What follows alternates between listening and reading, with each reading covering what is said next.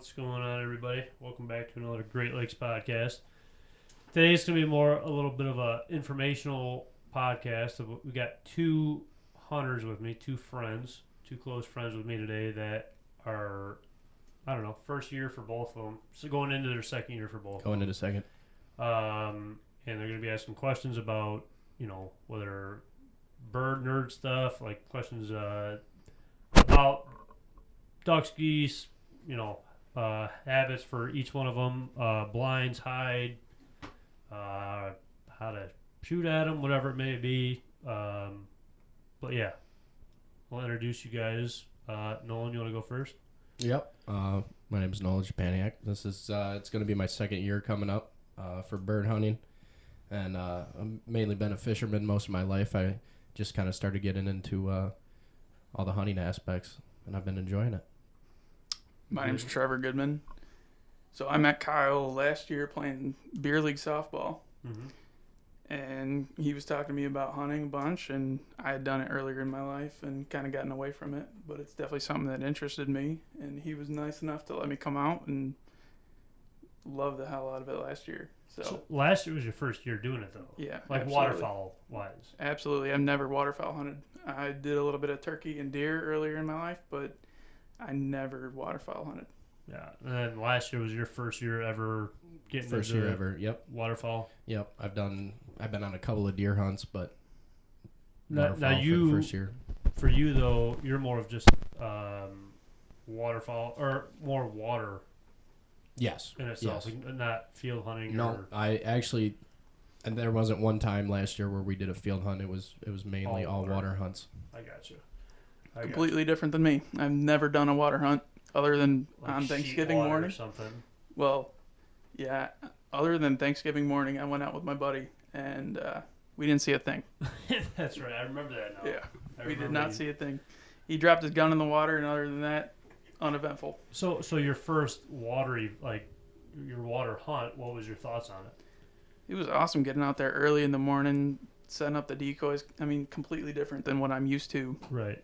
In that first couple months of last year, but I mean, setting up the decoys on the water and then getting back up onto the mainland. We didn't hunt out of the boat, we hunted up on the rocks, but we saw some birds go by early in the morning, but after that, pretty slow. I mean, there were thousands of birds on the water that day. Right. There were, but they wouldn't come up to us. Right. So, we're still southeast Michigan, so both you guys are, we're both hunting the same areas, but obviously you said, like, we're field, water, whatever it is.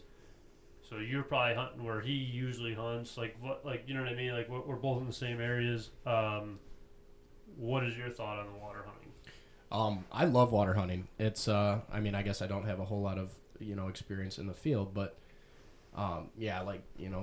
basically what, Trevor was saying, it's just, getting out there nice and early, we usually take, about a 15, 20-minute boat ride to where we're going. So, nice and cold. And for the most part, that I think is one of the biggest differences is, you'll have wind hunting in a field, but wind on the water is, you're setting decoys. You're basing it off of, spotlights. It's a complete different thing. Oh, totally different, and you're dealing with waves and, if, you don't have long enough lines, you got some decoys that start floating away and, they end up in different spots. It's like... And you guys are mostly diver hunting, so it's not shallow water. It's deep water. No. We're 9 times out of 10, we're setting decoys in anywhere from 10 to, close to 20 foot of water. Right. So, not trying to talk for Trevor-wise, but, for us, like, with him hunting with us last year, we're hunting what? 6 to 10 guys. I think our biggest group was 14 last year. Yeah, sometimes it's a big group, sometimes it's 4 or 5. Depending on how many birds I've seen in the field or whoever was scouting out, whatever it was. How many guys do you usually hunt with? We're anywhere from 4 guys to we've had 8, 9, 10 guys on the boats, which it's a lot harder because you can't spread out. You're stuck on the boat, right. So, we have my buddy's 21-foot boat that we can fit 5, but you're kind of on top of each other. And then my other buddy has an 18-foot flat bottom, which comfortably fits 4. So, we're pretty packed in there for the most part. Now, are you as bad of a shot as Trevor is, or no? Oh no. Give me a break. Give me a break. Oh, no. No. So let's break it off. I mean, we'll start with you, Trevor. What's your kind of first question getting into it? I mean, I went into this, I wasn't even thinking about hunting on the water. So my first question, I mean, what goes into a good hunt? I mean, there's so much effort and time that you put into it, Mm-hmm. right? And I was blessed to be able to come along for the ride last year. And I get that, if I was just on my lonesome and didn't have you to help me, guide me, I would have been completely lost.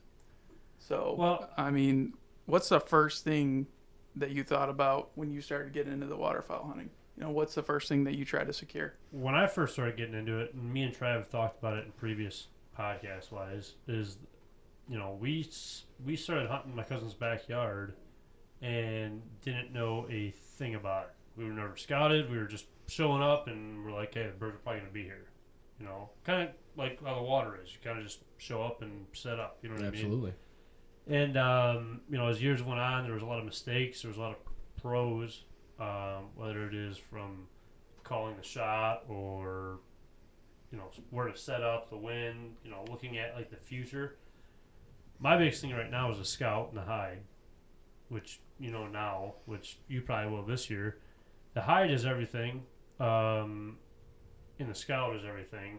Because the decoy setup and the field wise, you can kind of say that about the water, I feel like. But the water is more like you're just playing the wind. Those divers are just kind of rolling in there. Completely has full control of your hunt. Right. So I mean, so is the field wise, but unless the wind's coming right at our face in the field, like I can kind of get those birds to where I want them to set up at.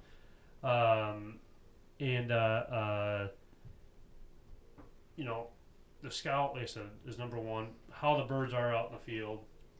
Where can we set up the blinds at in the field to be concealed, and how many blinds are we going to be running? And I mean, you see me last year, and you're probably going to see me this year. Knowing like, I'll get 30, 40 phone calls a day, all week long. Oh yeah. And trying to answer questions that I don't even know yet. But like, it's just, I'll go back to the scout and the hide is the biggest thing, and then, sometimes you're going to have to, get defeated a bunch to kind of get to know it. No one's just going to know everything about everything. Yeah. Absolutely.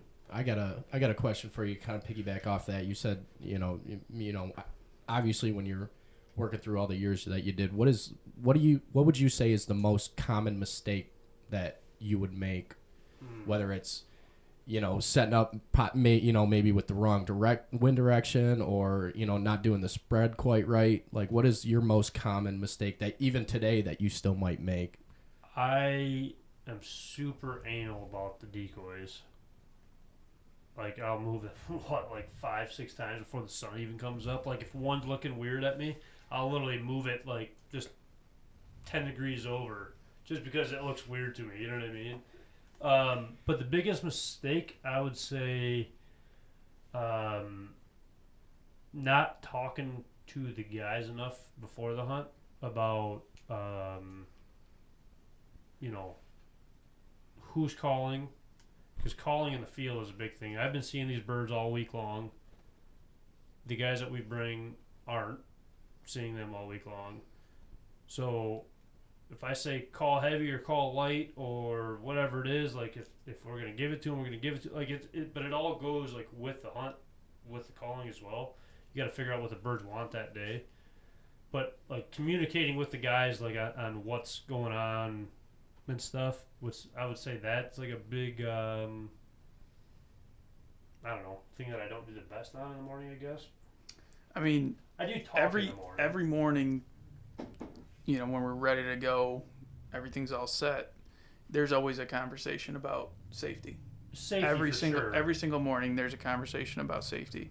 Right. The dogs are in the field. Doesn't matter if the birds are still out there. We're not shooting, right? That's the first thing that goes on, and after that, I mean, it's different every time. It depends on who you hunt with, though. It does. It totally depends. It's different. It's different every time, but I definitely have seen the things that you're talking about with overcalling or undercalling or the pie faces where people are like looking straight up at the birds. that's one of the big ones. Down. Like, I tell you to get your head down.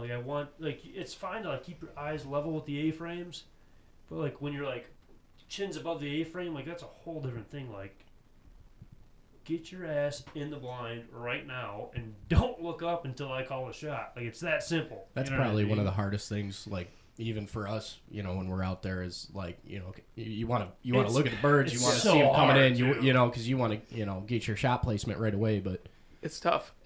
You want to look up at those birds and see what they're doing. I mean, it's just discipline. I mean, you're going to see them when you look up because when you call that shot, they're going to be right there in your face. Right. So it's awesome to look up, especially when you got multiple flocks up in the sky. I mean, it's crazy to look up at. And I'm calling a shot at what, 20, 30 yards maybe? I mean, some of them are damn They're close. usually close. They're close, and they're when them big geese are coming in that close. I mean, they look like you can touch them with your gun barrel. Oh yeah. But I'll say another thing is though too that I look at the like if I'm having like an off week, and this usually happens like later in the year, I'll look at the wind for now, like in the morning, compared to like what it's going to be like during shooting light.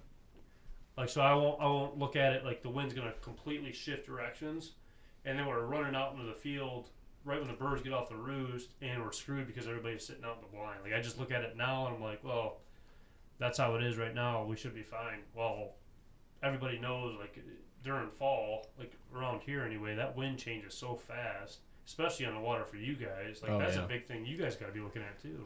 It's huge, and you're also dealing with the current too. So, you get one light wind in the morning, and you set your decoys up to follow that. And so they all lay one certain way, and you could be we're hunting public for the most part. So we're getting there super early. And, that wind could shift around and it change the whole spread and it looks completely different. But, you're coming up on shooting light and, do you want to risk running out there in your boat trying to fix them? And then, you got birds coming up, like coming out from their roosts. Right. And you got them coming off the lake. So it's, it's kind of a gamble. You just got to pay attention and, basically do the best you can. No, I'm kind of ignorant on long lines. That's what you guys are running, right? We're using them this year. We've used them in the past. Well, my group has, but for the most part, we're just throwing them. They each have their own like. So you're throwing a lot of singles then? Yeah, all singles. We're making them. Well, we have a layout boat this year, which is it's going to be completely different. I'm super stoked for that. But yeah. So all of ours is mainly singles. So that's the hard part too. Is as soon as you start throwing the singles around, you get the the spread that you want. Right. Anything could happen with them. Now, are you guys talking? Like, I heard you say like the same way. Are you guys rigging those decoys up differently? Because I'm like big on like when we are hunting puddles or like when we're hunting the mallards and stuff. Like, are we trying to hide a beer crack? Jesus Christ! What are we? I was trying not to put it right in the mic, but you're fine. Like what we're setting. Like I'll throw the rigs out like where one of the hooks are going through the front and one hook's going through the back or one hook's going through the middle. Like, do you guys do any of that or no? Yeah, we have them. And obviously we have like you have sleepers. Right. But like on the keel itself, yes. In the short answer, yes. Okay. We have them rigged different for the most part. You're just kind of going as you go. It's like, basically, you got 2-3 guys in the front, one guy driving the boat, and for the most part, 2 people are agreeing on where they want them, how they want them, and then you have your guys throwing them in. So it's basically like you're just kind of holding up a decoy, like, hey, where do you want this one? No, don't throw that one there. You throw that one here is basically how it is. But it's we don't get super picky just because the wind and the current they're changing them anyways, so it's kind of that's going to do it anyways. So now for diver hunting, like we've in a sense started our early season like ritual, I guess you want to say. We got one blind set We're gonna be setting up another blind this weekend. Hopefully, I gotta get a hold of the guys. We got a trailer day coming up real soon where we're gonna be emptying out the trailer and washing decoys and brushing in blinds and all that kind of stuff. I mean, are you guys setting like kind of getting ready as well, or? Oh yeah, no, we're definitely getting ready. Usually we'll get out for early teal. You know, it's not. We really don't hunt teal per se. You're just getting the itch out of there. Yeah, you're just getting the itch out, and you're figuring out like what everyone's role is, what everyone's gonna do. Right. And I mean, divers don't come down right away either. So when it's starting, early season, you're not getting those divers. So we're kind of stuck in bays, and we're shooting puddlers and everything. Puddlers That's and what I was going to ask you too. Like what is it? By mid to late October, I'd say. That's around it. This past season we started seeing them earlier than normal, which was cool. So we were able to get out, but it was still pretty slow off the start because you're not getting those big rafts coming down quite yet. But as soon as it starts getting real cold, and you're starting to like see freezing rain, that's when you're going to hit them pretty hard out on the lake. I mean, this year and last year, this past year, I should say, it was probably it seemed tough. I mean, it was tough for us. Our ducks never showed up till the last 2 weekends of season, really. That is very true. And I mean, when they showed up, they showed up. Murdered them, yeah. When they showed up, they showed up for sure. But like, was it tough for you guys out there in the water this past year? It was. The first couple times, because there's a big switch between when we're sitting in bays shooting puddlers versus when we're out shooting divers. Sure. So the first I don't know, I'd probably say first 3-4 weekends it was pretty slow. We didn't limit out those first 3 or 4 weekends. Not even close. We'd go out, we'd shoot a couple. We started seeing the big rafts coming in, but nothing was really coming in like close to us. That's where I think like this year is when we have that layout boat. That's going to help a lot with being able to get out there. Here's a question for you, which Goodman, you probably won't know just because you haven't really hunted the water as much. Everybody always talks about how dumb divers are, right? Oh yeah. Do you think?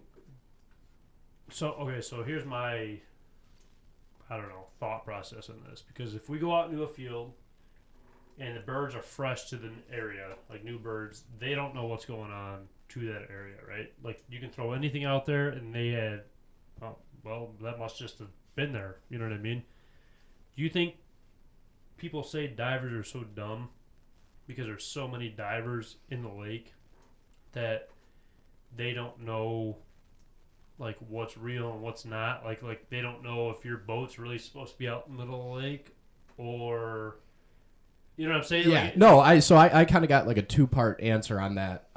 Why I think obviously like I don't have a whole bunch of experience, but kind of what I figured out from doing it is for the most part, like, so we'll have, obviously you still have mallards coming in off the lake, and then you have your divers coming in. Well, divers fly a lot lower. Right. They're right on the water. That's how you know that you have divers coming in, and they're a lot smaller. Right. So when you have divers coming in, they're coming in and they see the decoys right on the water, so they're coming in, swinging out, and trying to land. Right. Where when we have mallards come in, mallards will see us before anything. We're seeing mallards, and as soon as like they get a hint that something's not right, they're turning off.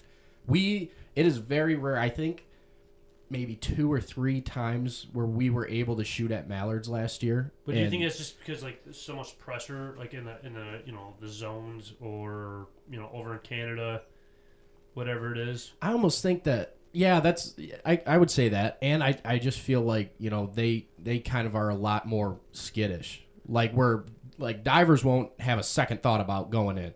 Right. If they're going in, they're going in. And you'll watch it, like we don't do a whole lot of calling, but we'll have some kind of like buzzing to the sides of us, and we give them a little chirp. They're coming right in where, I mean, mallards will they'll stay way on the outside, and then they'll come way up to take a look, and then as soon as they see something's not right, they're leaving. See, that's what I think the difference is though, because like the field hunting wise, the first big mallard hunt we've had, and I'd probably say the second one too. The back-to-back weekend ones. Yep. The first one, I mean, we were shooting mallards and geese Yep. while people were still laying down in the field out there. And I just don't think they were pressured birds compared to like the lake wise. You know what I mean? But I think there's so many divers out there that they don't see everything, or like you're not shooting at the same divers every day like you are mallards or puddlers. No, you know there's what I mean? there's no shot. And I mean, you'll see them like like you'll watch them out in the lake all day long.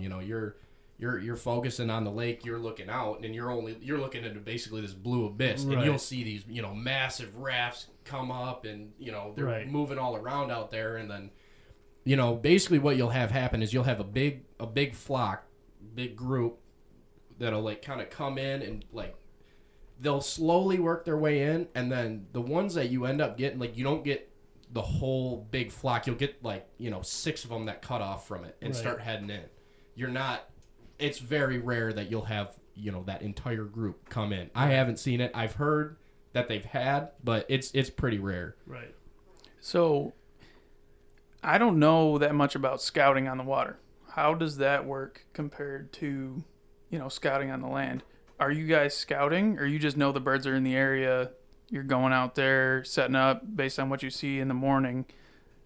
Is on Tuesday, Wednesday, are you taking the boat out, checking around? Are you using binos from the land? I'm ignorant to what that looks like. Yeah, so when we go out and scout, we'll take my buddy's boat out, and No one's usually sleeping. yeah, You Yeah. don't see shit anyways.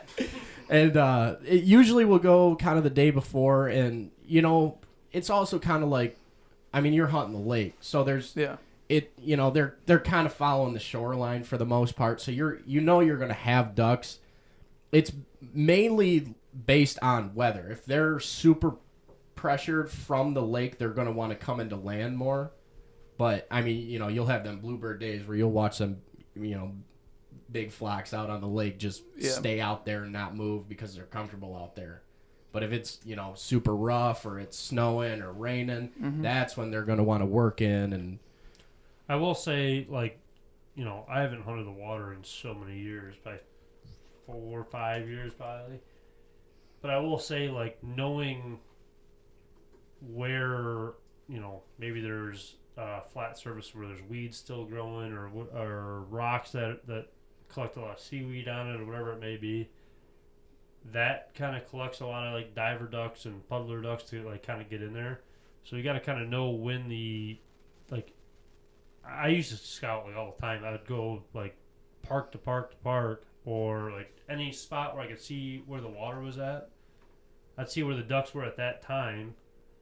Maybe they're not there in the morning time, but in the afternoon they're kind of starting to slowly come in there, and figure out where like the sandy bottoms are, or where they can kind of dive down and figure it out. It's not always way out in the middle of the lake. They could be really anywhere in the river. Yeah. But for the puddler standpoint of it all, it's I feel like around here anyway, not trying to talk about anywhere else, but it's hard to scout unless you just super heavily scout the day before, and you're going to hunt the next day for sure in areas where like the zones or something. Yeah. Because the other areas, like, they're not that big where, I mean, granted, there are some spots where not a lot of people can get to, not a lot of people know about, but there's so much pressure around here. Puddlers are just so hard to get on top of. Yeah. That's kind of what also I've noticed a lot too. And this, this is just all my personal experience. I could be completely wrong, but just watching it over the past year and like how it breaks down is, you also have to think too that the lake really doesn't get super deep. There's a lot of like sandbars, there's a lot of shallow areas, and that's kind of where they hang out. I mean, they obviously call them divers for a reason, because they can get down to little fish and everything. So like watching them out in the lake, your mind wants to go to, oh, it's deep out there, what are they doing? But they could be sitting on 10 foot of water, like right where we're hunting, but they're 2-3 miles away from us. Right. So, but a lot of the early season is, when we're ripping through the bays, we're looking for, little ponds, and we call them the cabbage patch, so we're looking for like little ponds in there, little pockets, and, places along, the edges where, you're getting a lot of ducks hanging out. And so are you hunting the same spots over and over? Because it sounds like there's new ducks coming in throughout the year, but You can get away with it a lot more than, say, like, I think field hunting anyways, right? Because it's like, if they're kind of, getting acquainted to a certain area and then, they get spooked out of there, obviously they're not going to stick around. But, I mean, there's, kind of fewer areas that, they really hang out for the most part. So you can kind of, I mean, obviously you don't want to overhunt anything, but, we've showed back to us, the same spot that, like the following week, and we're, still doing pretty good when we're shooting inland. And that's the same thing with like us. Like we got, I don't know, 3 to 4 roosts that we usually hunt right around there, like different spots, different cities, whatever it is. That's the whole purpose of hunting those different spots, because then if you burn them out of this field one day, you burn a different roost the next day. Well, those birds might show back up, and for us anyway, since we're weekend warriors, like they can have all week to settle back down into that field, but you can't be doing the same thing. Yeah. And this might be a thing for you guys as well. For me anyway, in the fields, I never try to run the same exact spread, especially in the same like area off the same roost. If the birds have seen it once, I'm gonna try to change it up a little bit, whether that be the same like style of spread but less decoys or more decoys, whatever it may be. Like I always give them something different to look at. For you guys, it might be running 2 dozen decoys instead of 6 to 7 dozen decoys. Like it's last year in the later 2 years ago, like later in the season 2 years ago, I started realizing like realism is like the biggest thing that you can possibly think of. All these guys go out and they buy 20 dozen, 40 dozen dive bombs or whatever it is. You don't need that. No. I know some guys, the tri-state guys that we've talked to or talked about in previous podcasts, they run 12 DSD decoys, like goose decoys, year round, and they do pretty dang good over 12 decoys year round. Just 12 decoys. Yeah. That's it. And they hammer them. That is foreign to me, but to pedal back a little bit, like you're talking about, you got to really scout the night before your hunt. It's just completely different to me because, we'll complete a hunt, we'll finish a hunt, we'll take a couple photos, and then we'll go scout. Yeah. Same day, right? Yeah. We'll scout 5 days in advance, 4 days in advance for our next hunt, and usually that does us pretty well. Yeah. I mean, obviously there's more scouting that goes in between that time period, but I just couldn't imagine not being able to get out and scout 4 days, 5 days in advance because you don't know where those birds are going to be. Well, it's not only that the birds on the water. That's what you're talking about, the water, right? Yeah, Right? Yeah. So the water, it's difficult because like you have those guys that are working those 4-10 days, or they are working Sunday through Wednesday, or just some weird schedules, or working nights and they hunt in the mornings. You got guys out there every single day. Of like as soon as duck season starts, you got guys out there every single day hunting those birds. So they're finding those little tiny pockets way back where no boat can get to, where you got to walk back a mile in there, and you're not going to kill them if you're not willing to put the work in. A lot of these guys are sitting out in the middle where everybody usually hunts, and it's like you got to get way back in there and put in that work. Just because you're hunting public land, don't make an excuse on that's why you're only shooting this amount of birds. They're there. You just got to get smart with it. That's why I think like even later in the year, you run 2-3 dozen coot decoys, like in the zones or the managed units. You run 2 to 3 dozen coot decoys. You throw 2 swans out there. Realism is the biggest thing. People are gonna look at you crazy, even maybe on the lake, like with divers. But realism is the biggest thing. Like if you can make that spread look as realistic as possible. I don't know if you've ever hunted like Vermont. Vermont, yeah. So Vermont, like you'll see mallards just dump out of nowhere and dump in with a bunch of coots. But every single guy out there, and I'll even talk about the lake, like every guy out there's got in the Vermont anyway, has got 2 to 5 dozen mallard decoys, 2 spinners, and they got a beaver tail blind. 9 out of 10 guys out there. Yeah. That's Nine- and kind of what you're saying is like even it's crazy when you're rolling up to a spot, usually afternoon hunts, because you can see other people's spreads and Right. where they're set out. Like there's been a couple of times where we're rolling up to a spot and I'm like, oh, there's like Right. there's some ducks sitting there, and then as we get closer, it's like, oh, there's a boat right there. Like that's Right. a spread. That's huge, because I mean if it can fool a hunter, it's a lot more likely to fool. Yeah. I mean, yeah, for sure. But like, so can the field hunts. But it depends on how many times those birds have seen that same. Oh, thing. absolutely. You know what I mean? Yeah. Just because, but that's a big thing too for us. Like in the field wise, we're not gonna throw out 200 decoys out in the field if there's 200 or 100 birds in the field previously. Right. You know what I mean? So you have to understand like the amount of birds that are in the area. Did you just burp? No, I slapped the mic a little bit on accident. Okay, I was just making That was sure. my bad. But no, like just make sure though, like what you see out there. Like that's why the scouting is effective though. Like you have to understand what's out there, and like I said though, like throw coots out there, throw swans out there, throw something different than everybody else. Throw 6-7 decoys out there and no spinners one day. You know who knows what that could do for you. 100%. You know. For sure. So, I mean, we talked a lot about the water, but let's bring it back to basics a little bit Yeah. here. Right. I agree. So we got pretty in deep. Who cares about the water? I know. Yeah. I know it. So that is a little foreign to me, just because I don't know it. Oh, it's full. I was just- I showed up, hopped on the boat, and I was there one day, and that's it. But I mean, I couldn't imagine what you and Trav went through trying to get into this sport.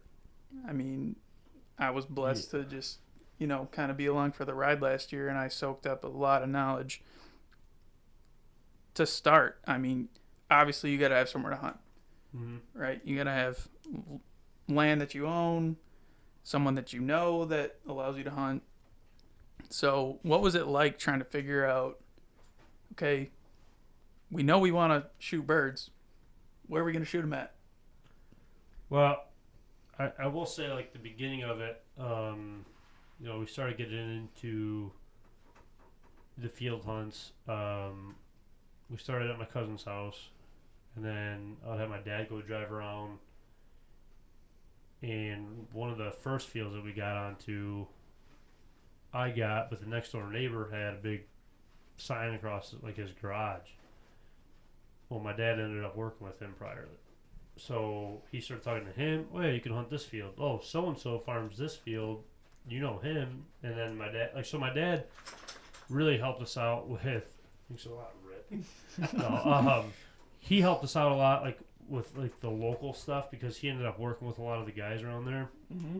But it definitely was a struggle, and especially it was a struggle with being so young, because, I've had guns drawn on me. I've had dogs chase me, like, biting on my heels, running from the front door like crazy. I'm shitting my pants running out the door.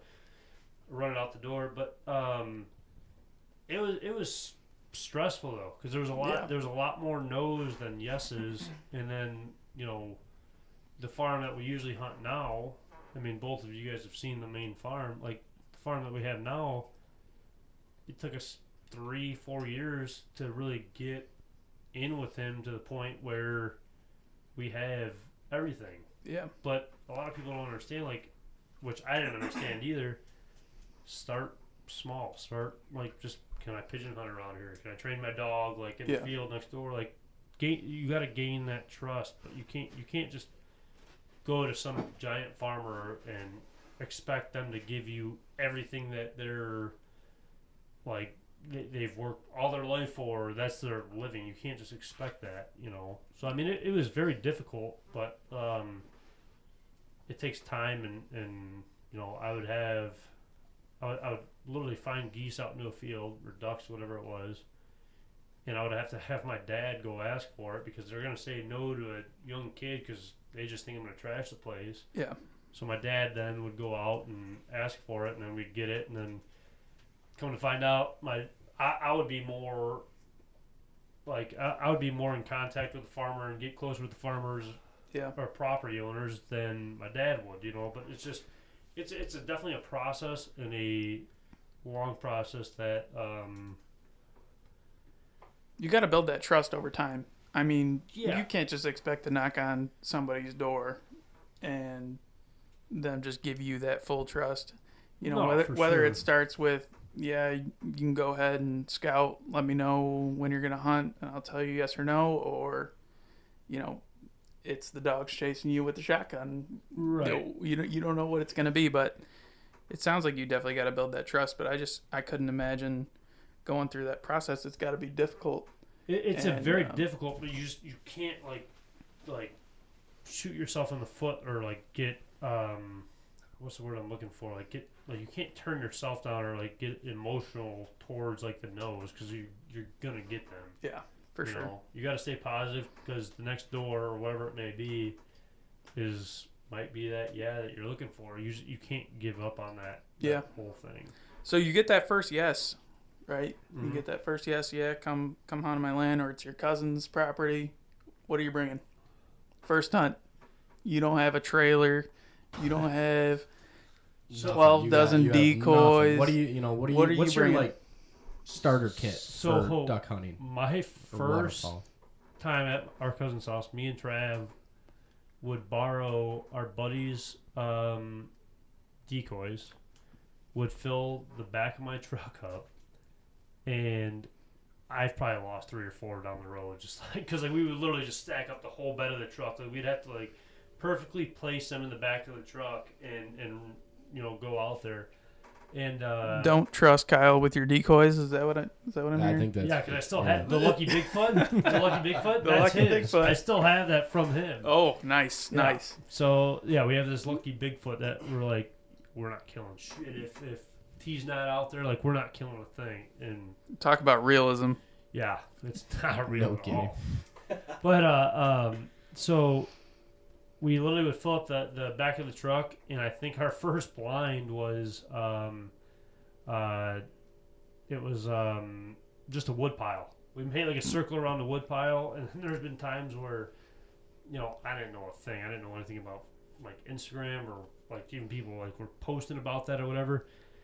I got permission from this pond from this Polish guy, barely speak any English. He was working on a tractor like 20 yards behind us, banging away at this tractor, and I'm thinking these geese can be piling into this pond. Me and my dad are sitting underneath a burlap bag basically, and thinking that we're gonna like just be pounding the geese. I got 6 floaters out there, and maybe 2 full bodies are sitting on the bank, like thinking we're the real deal. I mean, it's just there's things that you're gonna go through. There's afternoons and mornings that you're gonna go to. I mean, I remember one hunt we went out there. I didn't realize the farmer spread manure the night before, so we literally smelled manure the rest of the hunt. We smelled like straight cow shit the entire week after that. Were you laying in it in your burlap sack? No, we had layout blinds. No. But like, Okay, like okay. still, I though, just it wanna smelled make sure. So Oh, yeah. bad though. But there's gonna be those things that you got to just kind of look back at and just laugh at and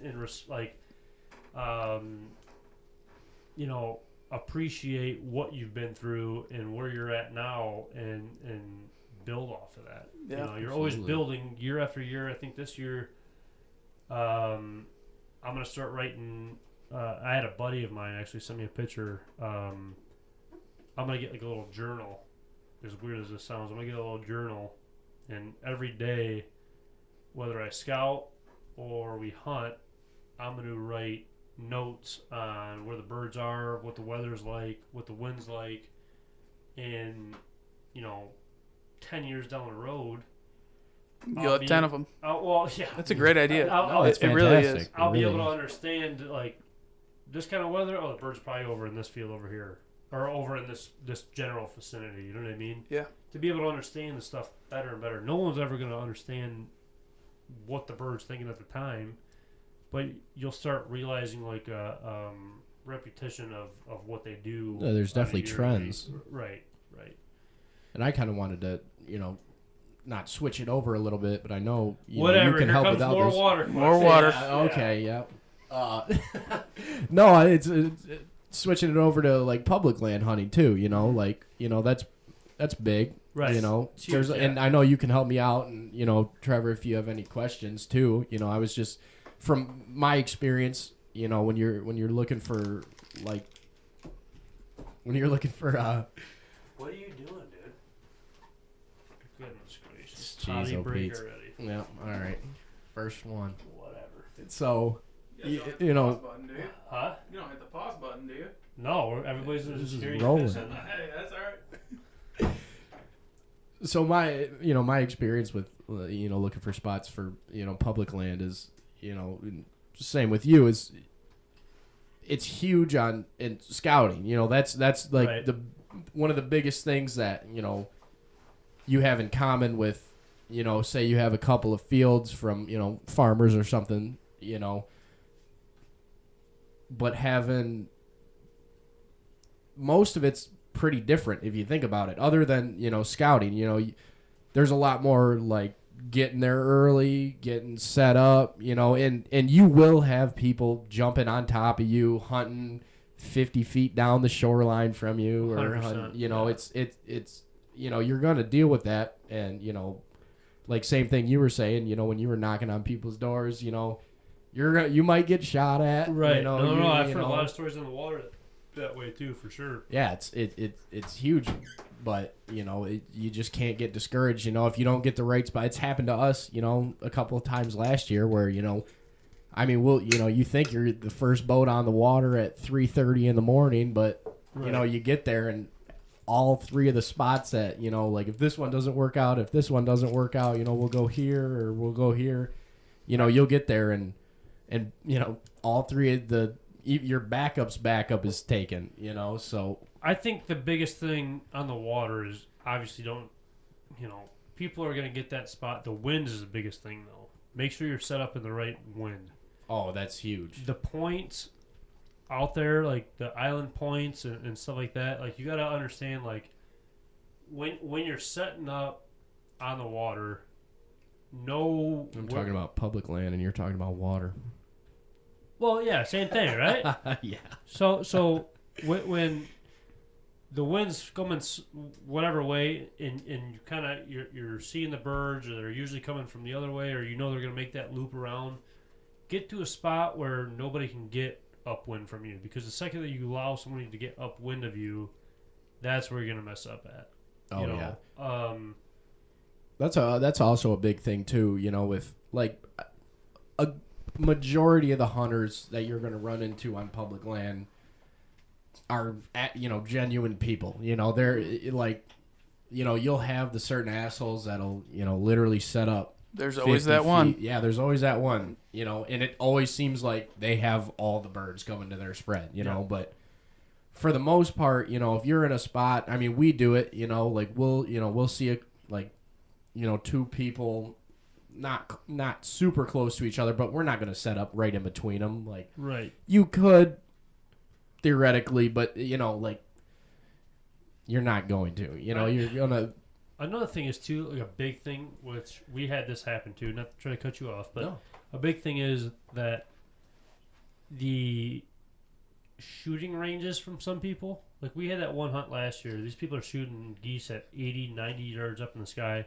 Granted, they were in killing the birds. Doing a little sky busting. Oh, it was terrible. But like to be able to understand like what's in range and what's not in range, and don't mess it up for the next guy or whatever. No. You know what I mean? Like don't just because you're having a crappy hunt, you had a bad setup. I mean, and you should have been 100 yards down, and they're killing the birds. Don't make it to a point where you're ruining somebody else's day. You know what I mean? No, that's we've I think it was one of our last hunts. We were kind of set up around a corner, and there was a group of guys that were hunting a point, and I will say they, because obviously you got birds buzzing by you, you're gonna want to shoot at them, right? And it was one of the most respectful groups we have been around. I mean, it's not like we were super close. We were in two different areas, but if you were to draw a straight line, it would have been pretty close. Right. And we had birds rounding that corner, and they weren't shooting. They weren't doing any pass shots. They were letting them come into us because they had birds coming into them. So it's all about respect at that point. Right. It's like, Don't be I mean, that you guy out could be there. shooting at them, and then they're just turning and heading right back to the lake. They knew where we were, we knew where they were, and it was, went both ways. Right. And that's, you're going to get those guys who are shooting pass shots at them because they want to shoot at birds. But a lot of the times, you're going to get them respectful hunters out there, and it makes for a great time.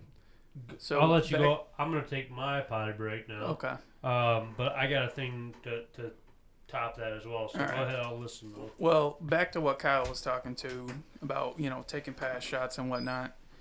We're set up maybe 500 yards away from these guys. I'm not a good judge of distance, but they're straight out from us. And But he didn't close the door. yeah, the guy just doesn't close the door. That's fine. That's fine. So they're taking pass shots at him, and to me, it is what it is, right? You don't know if that's the first time they've been out there that year. They're out there to shoot birds, right? Oh, absolutely. Me and Kyle, and I'm sure you're the same way, we don't want to see birds get injured and not go down and live the rest of their life with pellets in them. But, Which, surprisingly, go ahead. not to cut you off, I think, don't, quote me here, but I think that's 70% of waterfowl has shot in them that fly away. Yeah. You know that? No kidding. 70% of birds have BBs in them that they're living with. But And go ahead. I will say Kyle is a big proponent of getting the birds in as close as we can before we shoot. That's something that I noticed based off the first hunt, right? And not everybody agrees with it.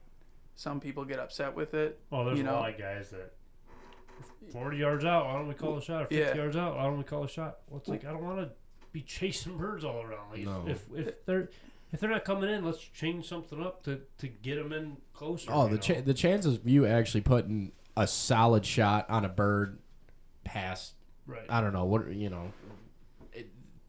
where you're set up and where your decoys are, like, the back of your decoys should kind of be your last, and you should be thinking about it too. That's kind of how we do it. I mean, we have two guys that call the shots. They're the most experienced, and Right. because anything past that, there's such a high chance of just injuring the bird, and not to go back to the water, but with divers, they're going down. Right. They're diving, and then you end up chasing them for You're 5 gonna go minutes find because them. you don't want to just leave them. So, and And then you miss out on that next flock that comes in. exactly, yeah, we've had that a million times where we sent usually when it gets super cold, we won't bring the dogs with us because they're jumping into water versus just running out into a field. Yeah. So we'll bring a kayak with us, which is Oh, that sounds rough. I don't know. Sounds I've never been terrible, there. Never done that, but that sounds rough. It's not fun, and we've had it where we had two good flocks come in, and we'll send the guy out in a kayak, picking up birds, and that's a big reason why we let them get so close, is because you don't want to be kayaking half a mile out to go chase chase a cripple. So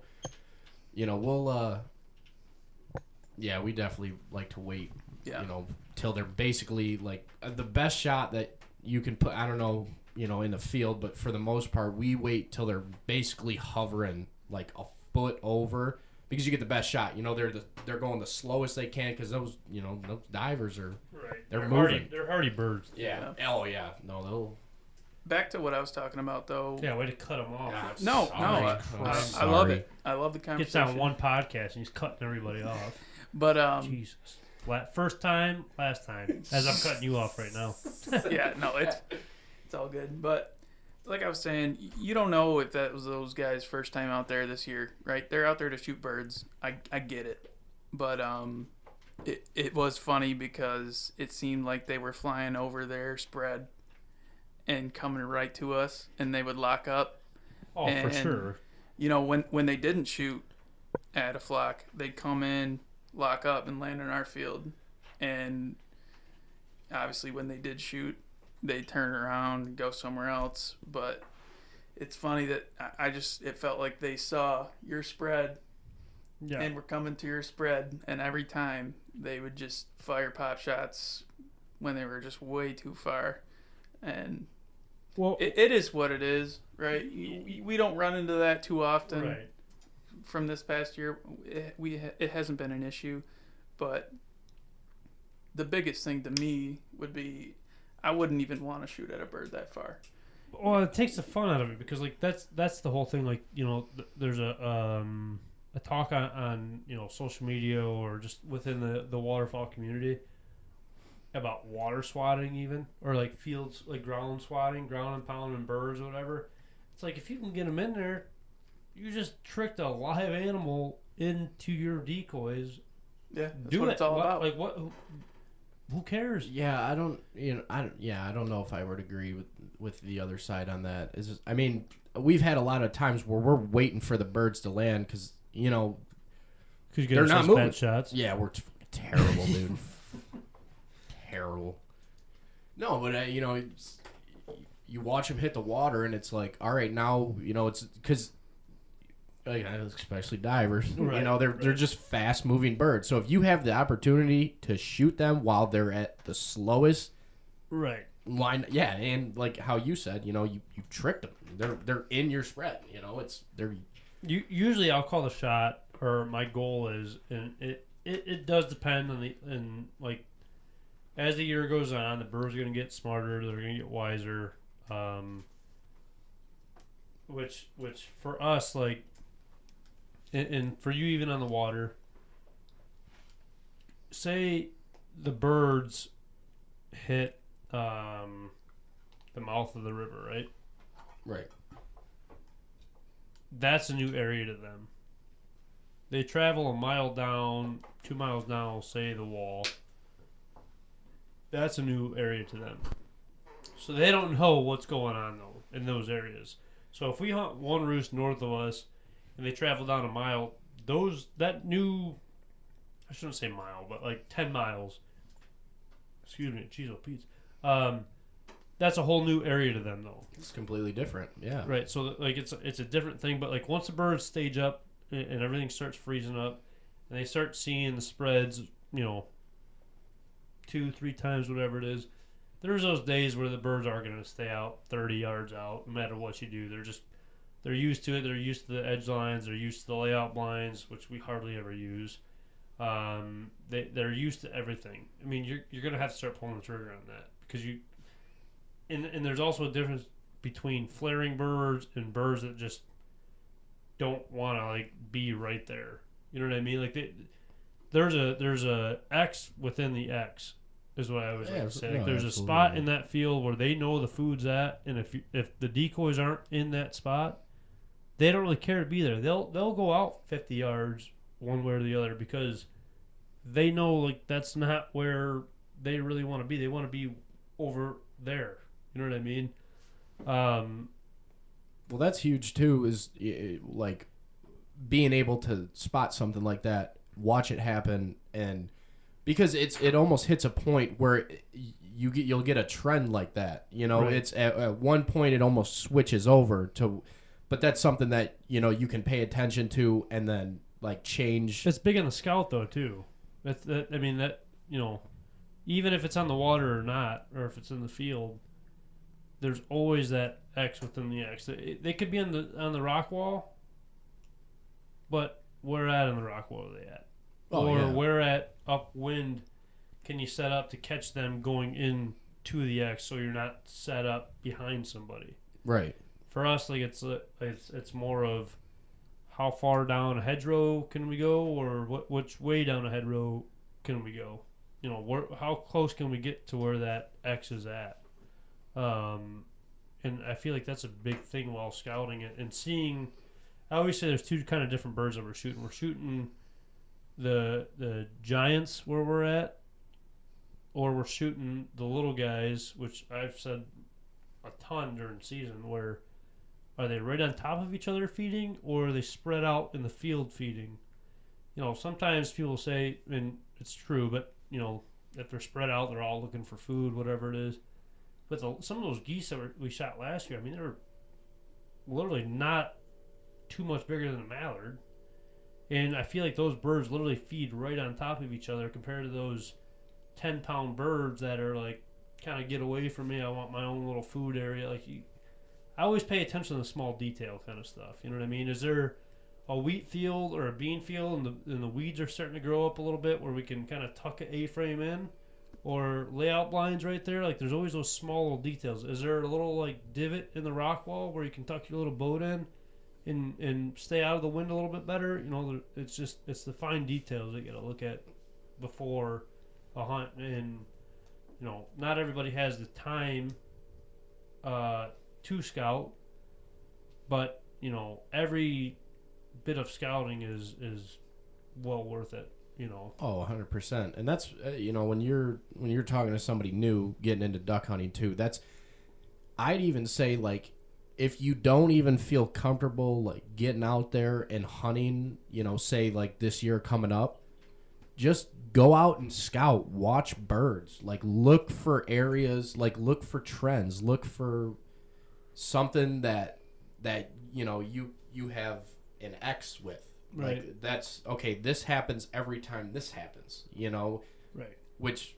you know, for somebody new, you know, if I wasn't as blessed as I was hunting with the guys that I hunt with, and you know, them being full of knowledge for basically any question that I had, like, I would want somebody to tell me, just scout, go watch birds, just literally bird watch for a year, and you know, see what happens, you know, see if you can figure anything out, you know. Which I'll even tell the guys, like, especially the guys calling, like learning how to call and stuff, go sit next to the roost and just listen to what they sound like and try to mock them. You know, you don't have to be a crazy caller throwing double, triple clucks and spit notes and this, that, and the other. You don't have to do all that. Just find your basic notes and perfect those. You know. I went out. I got a funny story. We were out. It was me and my buddy and his dog, and it was kind of earlier in the year. Just, you know, or I don't know, 3 weeks after opening day, I think it was, and we were shooting puddlers, and there was a group of guys behind us, and I swear to God, the only call they knew was the hail call. Yeah.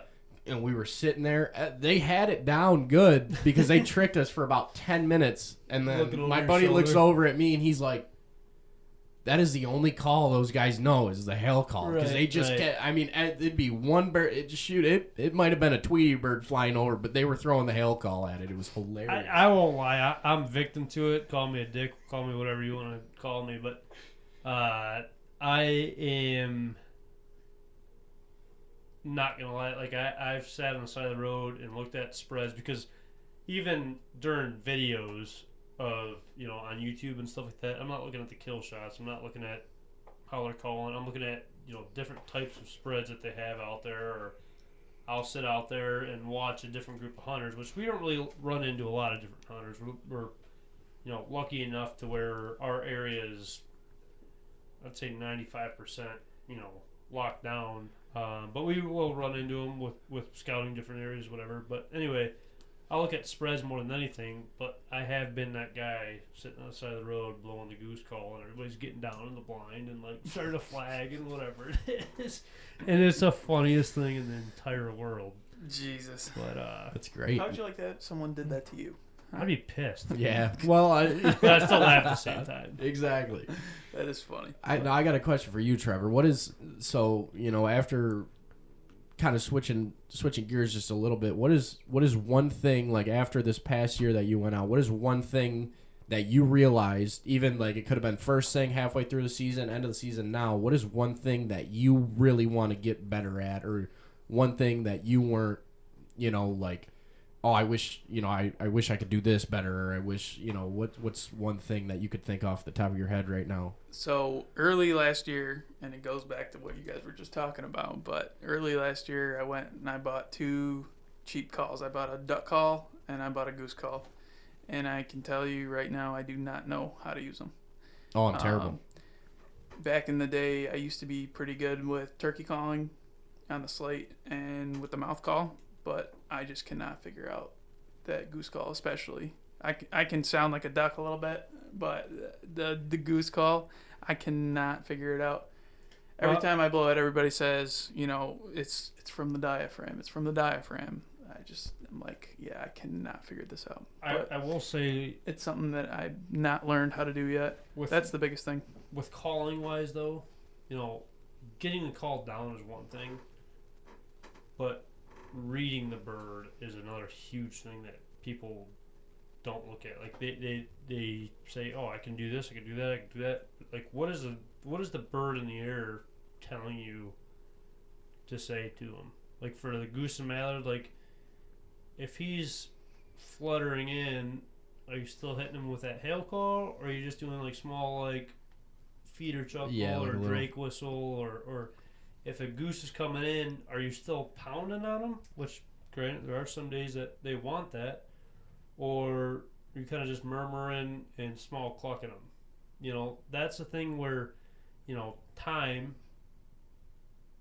is one thing to understand it, but like wanting to understand the bird itself, right? Knowing what, I mean? Like it takes time to like. And you can even look at that during the scout wise, especially for ducks and mallards. Like, what are those ducks on the ground doing when that bird's circling 10 times and then he comes in or she comes in? Like, what is that goose doing on the ground when that flock's coming in and setting up to come in? Like, what are those birds on the ground doing, or what are the birds in the air doing? Like you have to understand, like, if they're banking real hard, like away from you, like then what do you do? Like you got to understand what they want in certain situations. That's huge to yeah. And that comes with obviously like you said, experience. scouting experience, right. Because you're not just gonna like you even now it's like you're still probably wondering what does that bird want to hear. And I will say too, just because the birds flare out, don't look at that lead bird. Always look at that bird in the back, because that bird in the back could always turn that whole entire flock around. Oh, we've had it. Like, they'll circle. That one bird. It takes that one bird to get that whole flock in that hole, whether it be ducks or geese. Like, just don't give up on them. I mean, there's some times where like you can see them they bank hard and you could just tell they're gone. Yeah. But like, if they're just kind of unsure about it, like don't give up on those birds and think they're just done. Like just pick one of the last birds, like, and they will turn that whole entire flock around. It's crazy to watch. No, for sure. You asked me a question. Other than shooting birds, what's your favorite part about the hunt? Oh my God, I gotta say the banter in the boats is probably my favorite. I always.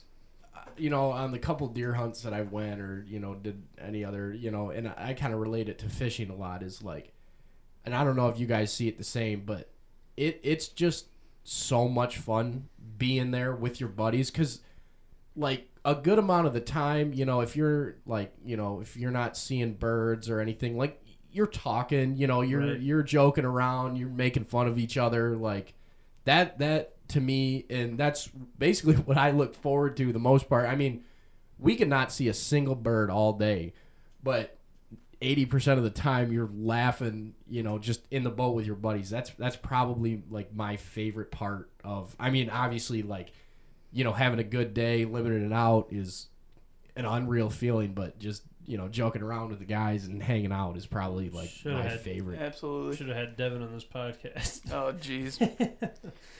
He is the best at the banter inside the blind. Him and your dad, man. I mean, I think, and Jimmy, but Jimmy called me at 7:00 the other day talking about podcast topics, trying to help me out with topics on it. He's a hell of a man. Gotta love the guy. That's but incredible. Wait till you see Jimmy. You'll love him. Yeah. I like having breakfast though. Oh, see, we haven't done that yet. Oh, we cook a lot of breakfast. I gotta commit to getting a griddle or whatever out there and make breakfast for everybody, because it is one of my favorite things. Absolutely. We were just talking. We went out and we were driving around in the boat today, and we're all excited for this upcoming season. And that was the one thing that was probably talked about the most today was like we're gonna bring a grill. We're gonna Yeah. bring a skillet and some food this time. Because I mean, when we're getting out there and we set up, it's 4:30 in the morning. You know, Yeah. either you're napping or you're sitting there playing on your phone. Like there's, you got a lot of time on your hands, Right. so might as well just cook some breakfast or like kind of get ready for it. Because other than that, you're sitting there for 2.5, 3 hours. Depending on what time you finally get set up and everything. So Which we're super lucky because for me, don't touch my decoys. I'll lay out all the decoys, just get them out of the bags, put them in a pile for me, and I'm gonna paint the picture. yeah, So I'll do that, and then I don't know. I'd say Jimmy's pretty control of the blinds and stuff like that. Jimmy and Brandon, I'd say. I usually Jimmy try and to Matt. help those guys out. Yeah, And then after my- that, I usually ask Kyle if he needs any help with the decoys, and he's like, "No, I'm good." I got all of them to set up still, but and then my dad's out there cooking breakfast and stuff. Yeah. We'll have. He hates eggs, so we don't ever have eggs. But he'll sausage, bacon, just Breakfast simple sandwiches? Stuff. Oh, yeah. Breakfast sandwiches, stuff like that. Nothing crazy. I think we had what was the one? We were doing the traffic field. Did you go on that hunt last year? I think we were That's doing hard. That's a in the grass big field. statement right There there. was a grass field that they were in the field next to it. We were running traffic on them. I don't remember. But I think we had some like duck poppers out there. Oh, and yep. I forget what else we had. I think Jimmy brought some duck that he grilled up or something, and then we had some like potatoes and Yep. I mean we had some like we've had some really good meals out there that sent me right to the ditch line right away. Yeah. That's my biggest thing, man. If I'm not in the ditch in the morning, like, and you're not seeing me for the next 20 minutes, something's wrong. Oh, 'Cause I'm boy. in the ditch 24/7 we in had the mornings. we had one. It was opening day was the only time that like we cooked out, and it was we got there the night before. We had kayaks set up, because on public land, that's the biggest. People take off work. It doesn't matter. They're heading out. Right. And so at night, we grilled up some burgers, and then in the morning we had some bacon on. We had some eggs on. That was basically the only time we ever. But it was a fun time. That whole Yeah. night, that entire night, it was like 50-mile-an-hour winds and just pouring down rain. It was apparently it's been a tradition with the group of guys that I was hunting to sleep out there for opening day, and apparently it's the last year we're also going to do it because last year was so miserable. I slept like a rock. It was fantastic, but apparently we got rained on. And It's one of my favorite things to do, honestly. I love it. oh, I love it. No, it was a blast, but I mean, we did get rained on and 50-mile-an-hour winds, and apparently nobody got sleep but me and my buddy. There was 7 of us out there. We've gone out there a few times before we really started getting into the fields, and we got out there, me and my buddy, and the started raining. We put the tents out, or like the beaver tail blind up and everything, and the blind collapsed on top of us and got our heater wet, got us soaking wet. Luckily, there was a group of guys behind us that had a fire going on, so we were able to actually get warm, because if they weren't there having a fire, they had like venison cooking up and had food and everything. They were thankfully nice as can be, and let us eat with them and get warm and stuff like that. Luckily, if it wasn't for them guys, we would have been done that night. But staying out there is a whole different like camaraderie, I guess you want to say, of like the hunt itself. Like just getting out there, staying the night, watching the river all night long, and it's. I almost want to do that in the field this time. Yeah, way to go, Trevor. I did it again. Now we got to restart the whole thing. No, I mean I almost want to do that in the field one time. Like we've got out there early, like 3 o'clock, whatever, but and sat there for a while. But I wouldn't mind staying the night out in the field, like just kind of like a traditional thing, though. Like Yeah. where maybe we do have a small fire by the trailer, or whatever it is, or a pizza at night, something, Yeah, just like a that'd be cool. traditional thing. You know what I mean? But- Not everybody's got to be there, but Mhm. we're gonna have an opening day tradition where we're out there. Yeah, that's and that's like one of the best parts about That's ducking. how you make memories. Yeah, You know what I mean? that's what I was getting at. It's like deer camp at a fire like late at night. Yeah, it's like even like to this day, you know, even though it was last year, you know, we'll be sitting there talking and like we'll bring up something funny that happened out on the boat. You know, talking to my buddies. They're like, "Oh man, this one year, like, you know, my buddy left his headlamp on like the whole hunt. We were wondering why we weren't shooting bird." You know, it's like you're just doing goofy stuff that, you know, like you'll forever remember. That's like Devin opening day at Turkey. We walk up to a spot and I'm like, man, I hope there's not a lot of pickers right here. He's like, oh, you want me to turn my headlight in? And we're like 200 yards away from the roof, same spot. I think I told you about this story, didn't I? Yeah, yeah. And I'm like, yeah, Devin, turn your light on so every turkey in the woods can see where we're at right now. You. Devin's like, okay. Yeah, he's like, all right. Slowly puts, not slowly, but like puts his hand up and it was like slow motion. I'm like, are you that dumb to put your headlight on? He's like, what? I'm like, no, it was a total joke, dude. Like, do not put your headlight on right now. The birds are right there. It was terrible, dude.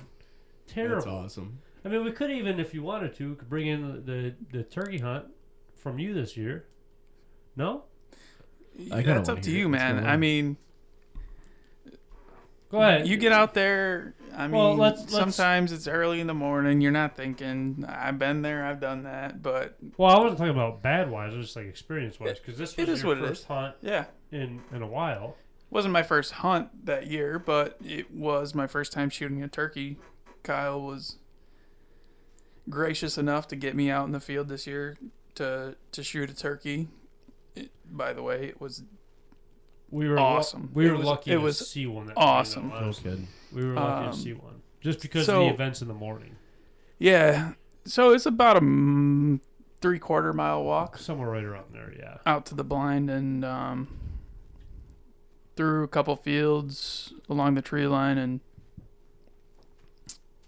the guy we were with, he fell behind a little bit. Mm-hmm. And me and Kyle were walking side by side right along the tree line. And we're running late a little bit. We were running a little late. The sun was coming up, and mind you, this was later in the season. The sun was coming up a little earlier than it had been. But, you know, we waited up for this person we were with twice, I think, maybe once. Something like that. Yeah. And we got out ahead another time, and me and Kyle were along the tree line, and we turned back and because it's getting light. We're walking, not to cut you off, but we're walking along the tree line, like so the birds aren't really catching our full silhouette. They're kind of just seeing something walking across. Because I mean, the birds started waking up. You know, they were up on the roost. So like you stayed tight to the tree line, and this field is a really deep valleyed field, so we didn't want to walk in the woods and do this, that, and the other. Like we had to stay along the tree line and walk across so they wouldn't like see us perfectly or know exactly what we were. But go ahead. So we're getting pretty damn close to the blind. Probably like we can see the blind almost. Yeah. And me and Kyle stop and look back, and this guy we were with, he was in the middle of the field, like just walking, and I mean, it ended up working out. I stopped. I'm like, get over. Yeah. Get over. Like trying to whisper, but like, I think I was being pretty quiet. But I was like, get over. Yeah. And he's just walking along. I'm like, dude, what are you doing? He's like, walking to the blind. I will say, oh my god, we got into that blind within 5 minutes. One time was. I mean, this tells you why you need to be this close to the tree line and being quiet. 60 yards, maybe? This time was so close to us. And unfortunately, when he jumped out, he went the other way. But we had a few that morning, though, that seemed like they were right on the tree line. Or did we see the toms and they walked away? We saw the tom, or we heard the tom at least jump out of the tree. I mean, it was so close. And but any second they were like he was coming out into the field. Yeah, but he just never did. Never did. He ended up going the other way, and Jakes ended up walking out and getting right up on the decoys. And I won't say his name because we were just talking about him a little bit, but man, we doubled up, and I was a little upset. I was very happy, very, very happy. It was the best experience I've had hunting in my lifetime. Never shot a turkey. I've been turkey hunting a lot. I know this. But the Go guy ahead, we're with, Trevor. he's talking about his $250, $300 barrel mount camera. I don't know what it's called. What'd you say? Taxi cam. And this thing was sweet. He was showing me videos that he's taken with it. It was awesome. And so it makes a little vibration on the barrel when you start recording. And these birds were real close. So he didn't want to turn it on and scare him away. Totally get that. But Kyle... Mm-hmm. I didn't even bring my gun out that No, day. Kyle was sitting right behind us, and he starts recording. I could see him recording while we're waiting for these birds to square up for us to shoot them. And so Kyle's holding his phone, Well, the problem was recording. Jake's kept on spinning around the decoys all fanned out. So they wouldn't give the guys a clear shot. Well, 3 minutes go into this video, and I'm like, I got to delete this one and put a new one. Start a new one, you know? Yeah. And then Kyle stops recording, and then he goes 3, 2, 1, shoot. And we doubled up on him, and it did not get on video. I never hit record. You never again. hit. You But just I had everything on my phone though. Like, I'm like Oh. sitting here, I'm recording the guys and stuff like that, and I'm like fist bumping them both because like it was the guy's first bird in Michigan, and then it was Trevor's first turkey ever. Yeah. And I will say like the day before and I think previous times as well, Trevor literally just went out there. Well, let me backtrack here. So this it's hard because, you know, we've been very successful in the field for the last 2 to 3 years, right? Yeah. And it is very hard to find people that don't want to just kill; they want to put the work in as well. You know, it's hard to find like. I will say, if anybody's listening to this podcast that is new to it or new to a group, that if you find a group, do as much as you possibly can for that group. Whether it's scouting, setting decoys up in the morning, figure out what they want help with, and just be where they want you to be at. Don't sit around and be expecting to come back time and time again. You know, like you have to put yourself out there in that group and show that you were willing to put that work in. You know, especially field hunting, like you got to be able to scout, you got to be able to do everything. Especially gas money nowadays, like you have to be helpful. Something, anything. Yeah, right. Buy the breakfast in the morning. If someone's running late in the morning, like buy the group donuts or something. You know what I mean? It's a little bit different in the boat because once the boat leaves, you're kind of screwed. Yeah. But you know, in the field, like if you know, we get the game plans in the morning or the night before. You know, most of my guys know exactly. I every night before, I tell them time, place, where we're hunting, like what we're hunting in, like what you need to bring. If you need to bring your waders, which is hardly ever. Right. You know what we need you to bring a trailer. We need you to haul this. We need you to bring your extra A-frame. Whatever it is, like I have, you know, 3 paragraph long list of what the guys want or need. But be that guy that helps out when they can, you know. But it was nice this year. Like Trevor has helped out a lot with the waterfowl. Trevor came out the morning before he shot his bird and just went out there to film. Didn't bring a gun, didn't bring anything, just filmed for us. And it was almost kind of like fate in a way. Like he went out there and helped film. We got, you know, some pictures. We got some videos that one time that morning before. That was when the deer and the birds were in the field at the same time, right? Yeah, they were hammering on the roost, and it sounded like they were right there, and we thought we were going to get onto them, and, you know, they just weren't really fired up when they hit the ground. But, you know, the help was much appreciated, and, you know, we got him the bird the next day. Don't be that guy that's always like, where was my bird? Where was this? Where was that? Where's the work at, dude? Where are you at? You know, right. where are you involved in? And my big thing is, like, if you can't scout because, like, you're working too much or you got the family, you got kids, whatever it is, it's only $20 a week for gas money. Buy me some drinks or whatever at the gas station in the Or morning. a box of shells. Well, the shells is kind of difficult. Shout out Myra for helping us out with all that stuff. But, you know, I'll never turn down a box of shells. help us out with it. I mean, but still, yeah, I know exactly what you're talking about. But like, help us out, like something. Yeah. You know what I mean? We go to usually we go to our favorite spot, Fenders. Shout out Fenders. Shout out Fenders. Uh, Still trying to get the Yeah, sponsor. we're still trying to. We're working on it. We're working on it. We go to this little bar and grill every single hunt. Like after every single hunt, we all the guys kind of do like a little recap there or whatever it is. It's a good time. But we go there afterwards. Buy me dinner. You know what I mean? Like do something. But like I said, Trevor was filming for us. He's helped out a lot for us this year, and for the first time, for a hunter-wise, you couldn't really expect anything more than that without him even knowing what was going on. Yeah, exactly. So it was very nice of to see that kind of help back with everything like this year, even with the blinds though. Like, Yeah, I mean, I will say sometimes I feel like I'm not even doing enough. Right. I see how much time you put into it, and like I said at the start of this thing, I've been so blessed to have you guys take me in and help me out with this, and it's been so awesome. And I said I wasn't happy about that you weren't filming that Never again. dude.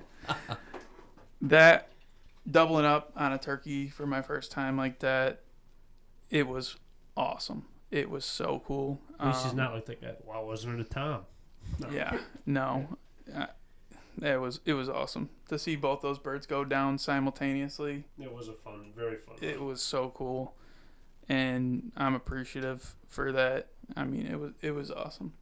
And I think, especially even for you, Nolan, like the help that like both of you guys have done for me, whether it be for the podcast stuff or help with whatever. Yeah, was I even supposed to be on this podcast today? Well, let's talk about that. I knew the answer. I knew the answer to that question before I asked it. By the way. let's talk about that a different time. But but like the amount of time that I've known both of you guys, it seems like it's more of just like me and Trevor have been friends for a little over a year now.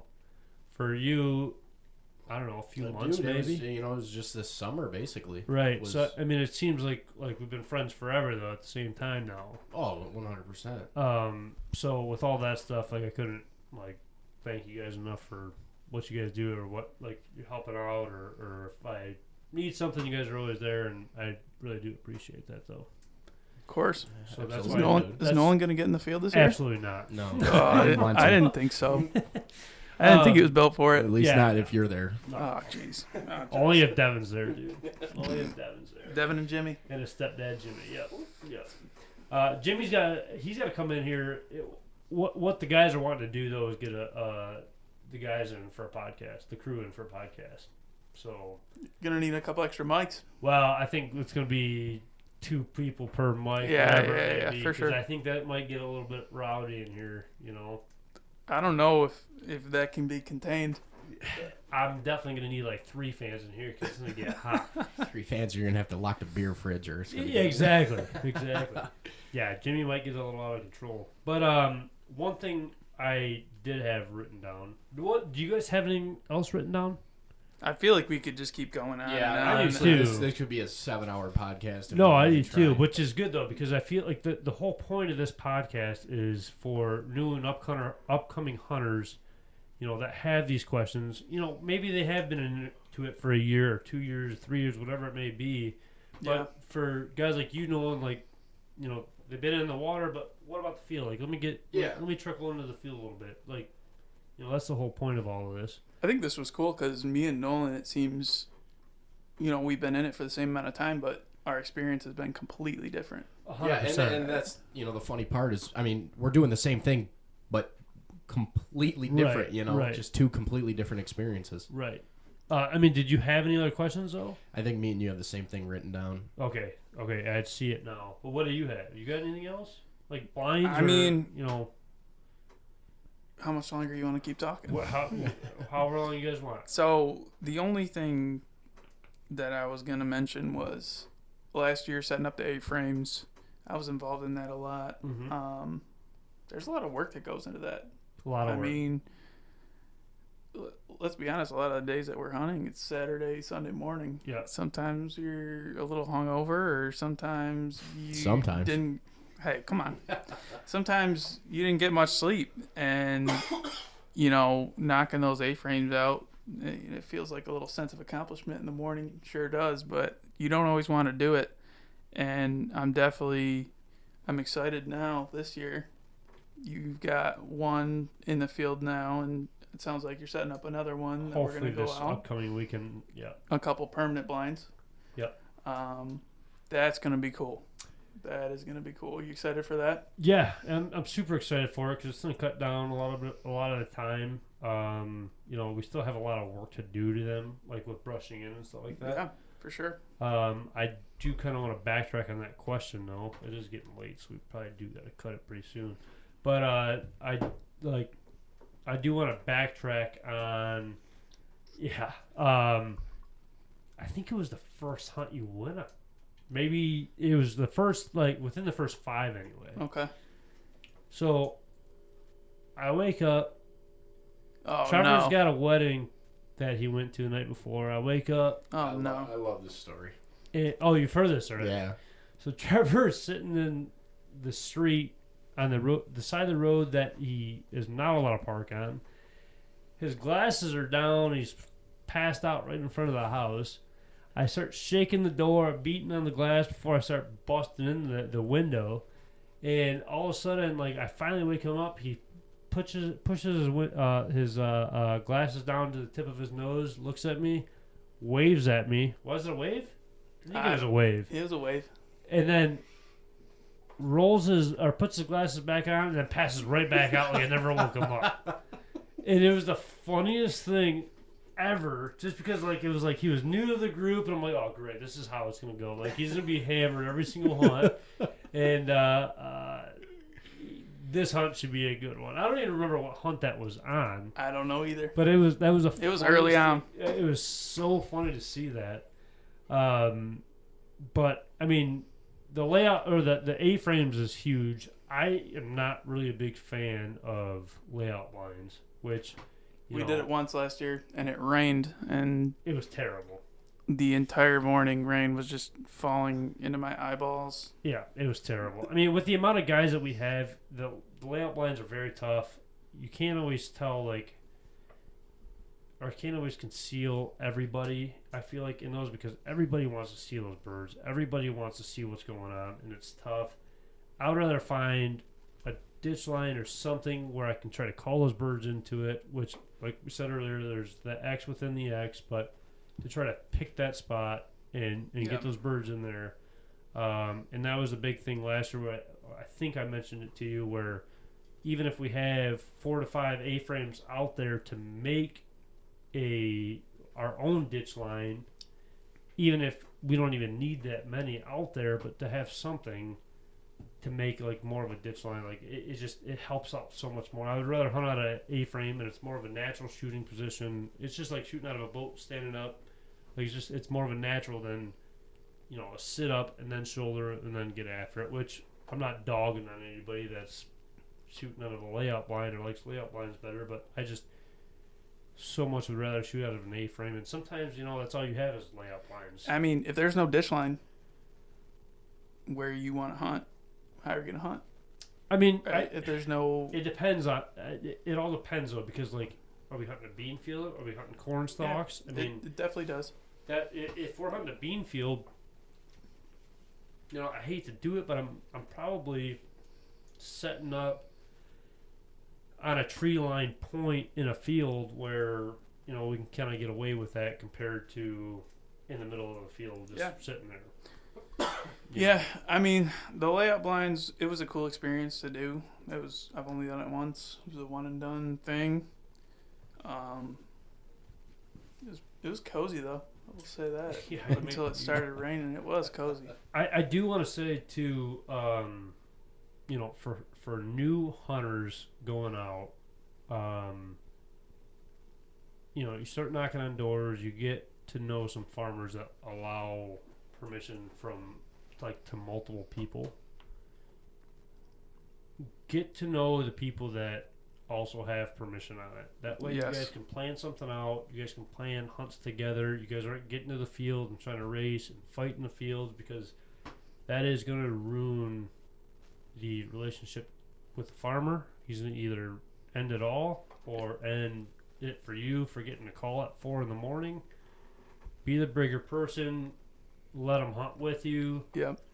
You're going to get those guys out there that they don't want nothing to do with you. It just is what it is. If they beat you to the spot and they don't want to hunt with you, whatever, just move on. And that's why we always try to have plan A, B, and C. Yep. Which, granted, we don't have to run into it a lot, but you always have those other plans just in case crazy events happen. So just don't be that guy out there that isn't open for different groups. Because, I mean, I've met people on the road scouting my fields before and have became friends with those guys, invited them on hunts, and you know, you never know what's going to happen or who you're going to meet or who your friends are going to be. Just be open-minded to those situations. So for me, I mean, as a new hunter, whether you want to hunt with a bunch of people or you want to get into it yourself and kind of do your own thing, Nolan, I think you mentioned it earlier, watching birds. I mean, that's a great thing to start with, for sure. And second, make connections. Yeah. Right? Yeah. But build your network. Be careful in it's tough because you want to build those connections. Yeah. Not to cut you off, but be careful with who those connections are, because a lot of people nowadays get very greedy with certain things. Yeah. But I mean, building those connections, whether or not you're going to be out with them every weekend or you're going to go out with them one time, learn something. Right? Observe, see what they're doing. Does it work? Does it not work? There's always something to learn. Right. Whether or not you're doing something right or wrong, there's always something to learn. And then from there, stick with it. Right. I mean, it's easy to give up on something if you're not seeing success. You have to grind it out. Yeah. No, I agree. I agree with that. So. Yeah, I'd probably say, you know, just out of final things, just try everything. You know, like, I mean, my experience for the most part has been, I don't know what's going on. Oh, that might have been mine. But whatever. You know, it's like my experience has been water, diver hunting, and I'm looking forward to getting out into the field this year, you know, learning a whole bunch, you know. I thought Kyle said you weren't allowed to come. Not in our not field. with Kyle. Okay, not with Kyle. No, Just I'm just gonna hunt his fields without him. Oh, That's okay, kind of my goal this year. Yeah, he's gonna be doing some other rub and tug place with some other guys. Yeah. That's what I figured. Yeah, I just wanted to make sure. Just excited. Not with us and Devin, dude. We can only have. I'd say you're a redhead, no?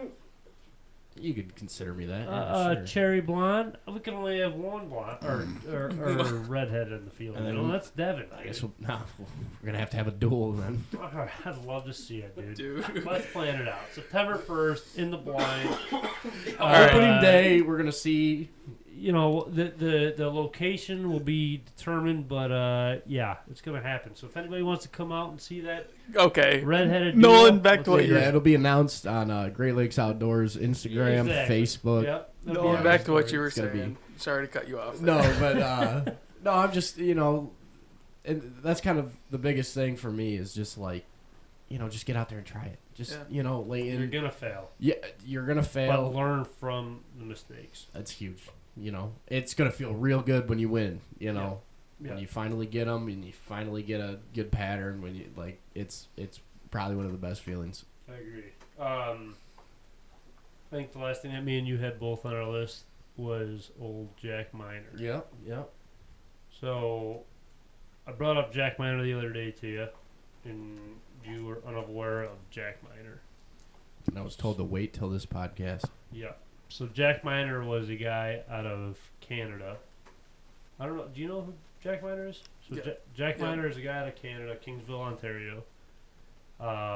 He grew up like a bird lover, and he grew up on a family farm, and this, that, and the other. He started digging ponds at the farm, and the clay that he was digging, like, it was just like, I want to say like, I could be way off on this, but he started digging ponds because he started seeing birds like show up, and he was digging ponds for them for like sanctuaries and everything, and the clay was perfect for the ponds. It was holding water good, and he started wanting to see what birds were returning, so he started banding the birds himself. So Jack Miner, Had this been done anywhere else in the world not that I'm aware before? of. Okay. Not that I'm aware of. So Jack Miner is his own banding sanctuary. Like it's Great. the only banding sanctuary that I am aware of. The problem is lately the fundings and the what's the word I'm looking for? People aren't wanting to help out with the banding sites for it all. I don't know why it's a little bit static. Yeah, I'm not sure. It just happened. Yeah, I don't understand that. But so the fundings and the people helping out are almost like just disappearing. So they might be done within the next few years, just because there's not a lot of people that are helping. But so Jack Miner started putting.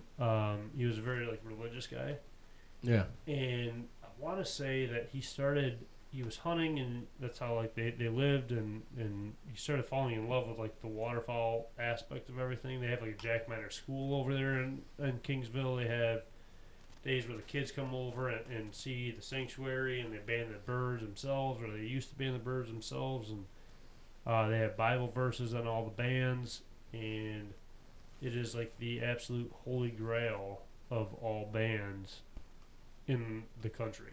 That's Like, incredible. If you shoot a Jack Miner band, like, you are someone.